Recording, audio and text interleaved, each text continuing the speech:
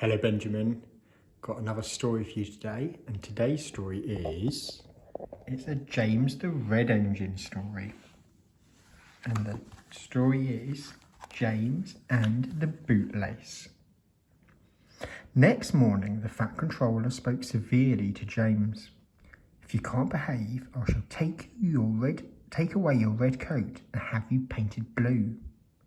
James did not like that at all, and he was very rough with the coaches as he brought them to the platform. Come along, he called rudely. All in good time, the coaches grumbled. "Don't talk, come on," answered James, and with the coaches squealing and grumbling after him, he snorted into the station. James was cross that morning. The Fat Controller had spoken to him. The coaches had dawdled and, worst of all, he had to fetch his own coaches. Gordon never does, thought James, and he is only painted blue. A splendid red engine like me should never have to fetch his own coaches. And he puffed and snorted round to the front of the train and backed onto it with a rude bump. "Ooh, ooh," groaned the coaches. "That was too bad." To make James even more cross, he then had to take the coaches to a different platform, where no one came near him as he stood there. The Fat Controller was in his office, the station master was at the other end of the train with the guard, and even the little boys stood a long way off. James felt lonely. "I'll show them," he said to himself. "They think Gordon is the only engine who can pull coaches." And as soon as the guard's whistles blew, he started off with a tremendous jerk. Come on, he puffed, and the coaches, squeaking and groaning in protest, clattered over the points onto the open line.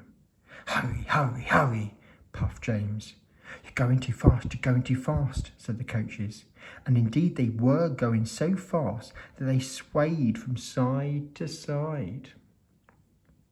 James laughed and tried to go faster, but the coaches wouldn't let him. We're going to stop, they said, and James found himself going slower and slower. "What's the matter?" James asked his driver. "The brakes are hard on, leak in the pipe most likely. You've banged the coaches enough to make a leak in anything." The guard and the driver got down and looked at the brake pipes all along the train. At last they found a hole where rough treatment had made a joint work loose. "How shall we mend it?" said the guard. James's driver thought for a moment. "We'll do it with newspapers and a leather bootlace." "Well, where is the bootlace coming from?" asked the guard. "We haven't one." "Ask the passengers," said the driver. So the guard made everyone get out.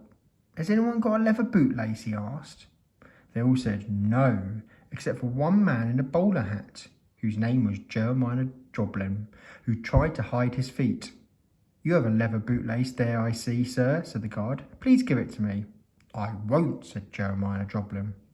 "Then," said the guard sternly, "I'm afraid this train will just stop where it is." Then the passengers all told the guard, the driver and the fireman what a bad railway it was. But the guard climbed into his van and the driver and fireman made James let off steam. So they all told Jeremiah Joblin he was a bad man instead. At last he gave him his laces. The driver tied a pad of newspapers tightly around the hole and James was able to pull the train. But he was a sadder and wiser James, and took care to never to bump coaches again. And there we go. James was being a bit naughty, wasn't he? But he's learnt his lesson. Right, I love you, Benjamin. Hope you enjoyed the story.